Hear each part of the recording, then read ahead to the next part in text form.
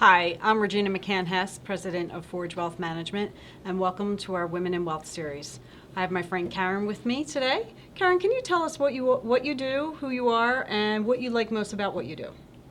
I'm Karen Costello. I'm a divorce recovery coach and relationship mentor, and I work with people who are feeling stuck in an unhappy relationship or struggling with the guilt and shame and fear of divorce.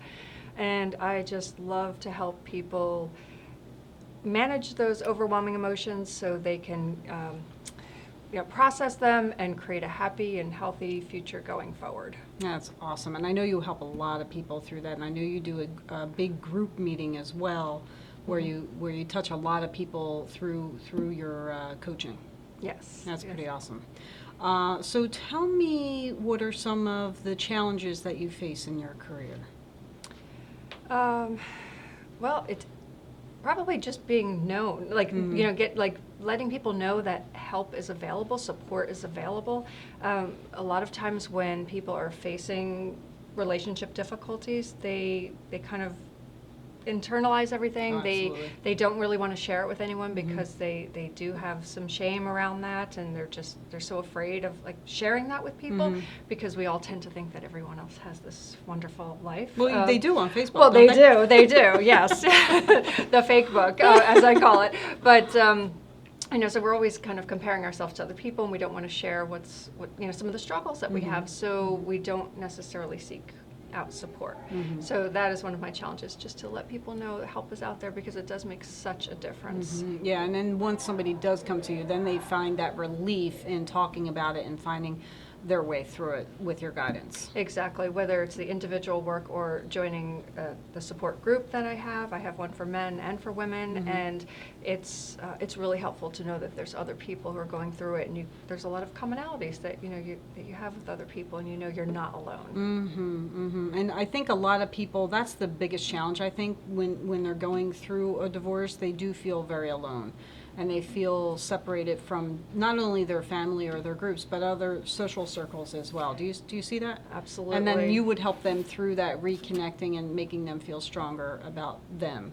Sure, because it's really you're using this painful relationship as a way to do some inner work, some self-reflection, learning, finding who you are again, because so many of us get lost in our relationships, lost in our children, and we kind of wake up and we're like, who the heck are we? We're not really sure, who we are, what we like.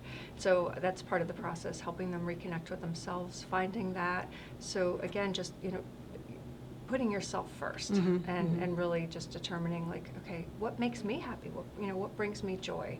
And seeking those things. So anyone going through a divorce, a lot of times they just think about either using a mediator or a lawyer, but I find that the people, at least that I talk to, do so much better on the other side of a divorce if they talk to somebody like you and let you help them navigate through that process.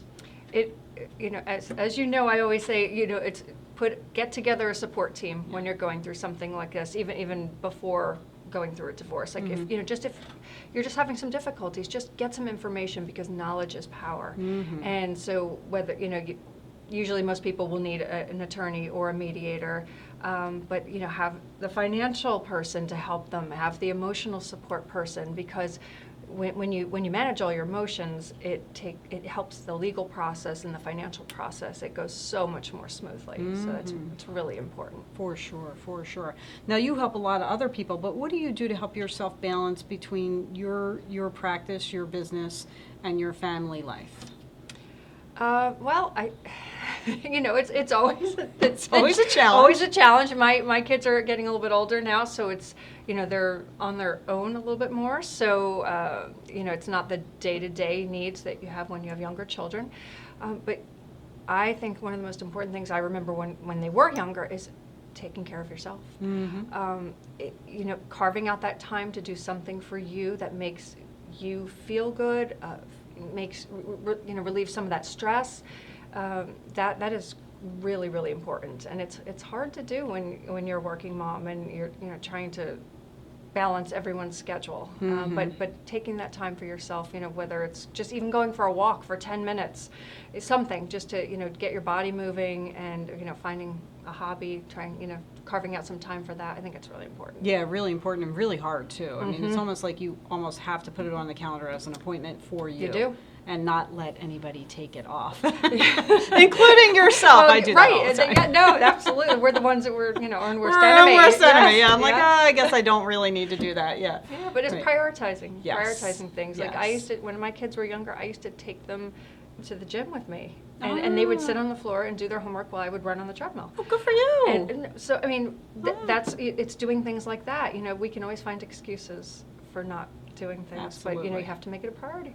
Wow, that's fantastic. I love it. I love the way you look at things. It's pretty amazing. And I love that we've worked together a couple times on some cases, and the fact that you've helped so many people, I love.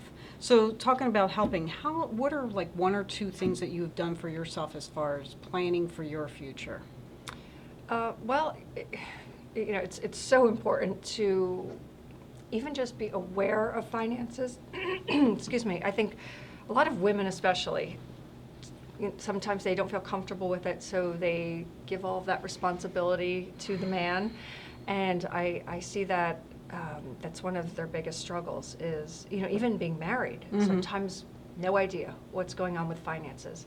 And so I think that's critically important, just to be aware and, again, knowledge is power. And you may not Love have it. to do it yourself, but at least be aware of what's going on, whether it's working with your husband or working with a financial advisor, just Be part of the just conversation. be part of the conversation. Right? Exactly. Oh, You don't that's have to great. make the day-to-day decisions, but just, kind of be part of that, what are our goals? Or, then individually, if you're getting divorced or, you already are divorced, it's, okay, now what happens? Yeah. So getting that support system put in place. Right, it's music to my ears. Be part of the conversation. Absolutely. Well, thank you for joining me today, and thank you so much for joining us on the Women in Wealth series. My name is Regina McCann-Hess. You can find me on Facebook and Twitter at Forge Wealth. You can also find me on LinkedIn at Regina McCann-Hess. Thanks for joining us today.